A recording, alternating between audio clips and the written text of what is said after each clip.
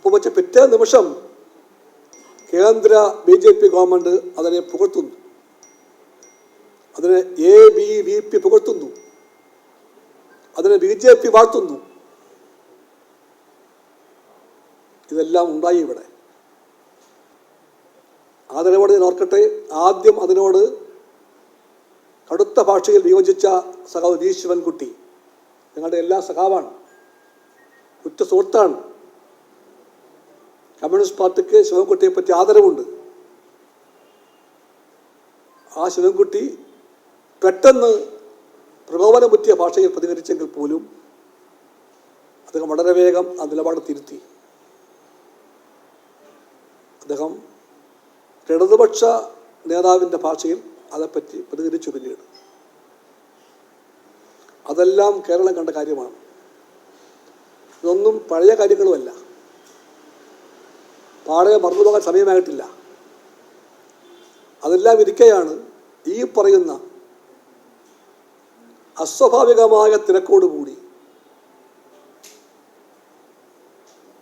Unusual heist എന്ന് പറയും, അതോടുകൂടി വാഗ്ദാനം ചെയ്യപ്പെട്ട ചർച്ചയില്ലാതെ, ആലോചനയില്ലാതെ, നയപരമായ സംവാദങ്ങളില്ലാതെ, ക്യാബിനറ്റിലോ LDFിലോ ഒരു വർത്തമാനം പോലും പിന്നീട് പറയാതെ ഒരു ഉദ്യോഗസ്ഥ പെട്ടെന്ന് ഡൽഹിയിൽ ലാൻഡ് ചെയ്യുന്നു. ആ ഉദ്യോഗസ്ഥ ഒപ്പുവെക്കുന്നു.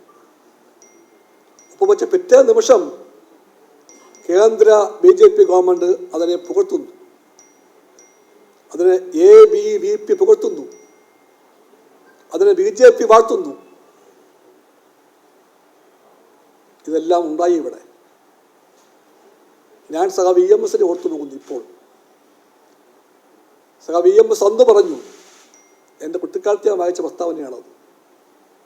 ഇത് അന്ന് പറഞ്ഞു, എന്നെ മനോരമയോ മാതൃഭൂമിയോ പിന്തുണച്ചാൽ അപ്പോൾ ഞാൻ ചിന്തിക്കും എന്തോ തെറ്റ് ഞാൻ പറഞ്ഞുവെന്ന്.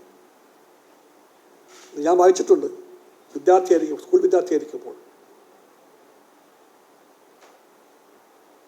ഇവിടെ ആദ്യം പിന്താങ്ങിയത് BJP ആണ്, പിന്നെ ABVP ആണ്, പിന്നെ RSS ആണ്, പിന്നെ അവർ നിയന്ത്രിക്കുന്ന കേന്ദ്ര വിദ്യാഭ്യാസ മന്ത്രാലയമാണ്.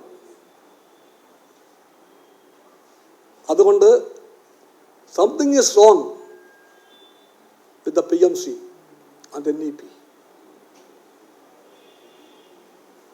അതുകൊണ്ടാണ് കമ്മ്യൂണിസ്റ്റ് പാർട്ടി ആവശ്യപ്പെട്ടത്, ആവശ്യമായിട്ടുള്ള ചർച്ചകൾ വേണം, വ്യക്തത വേണം, സംവാദങ്ങൾ വേണം.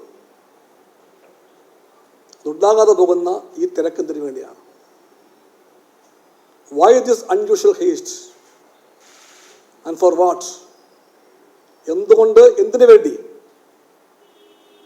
അത് മനസ്സിലാക്കാൻ കമ്മ്യൂണിസ്റ്റ് പാർട്ടിക്ക് മാത്രമല്ല എല്ലാ വിദ്യാഭ്യാസ ബന്ധുക്കൾക്കും പ്രയാസമുണ്ട്. ഇതാണ് വിഷയം.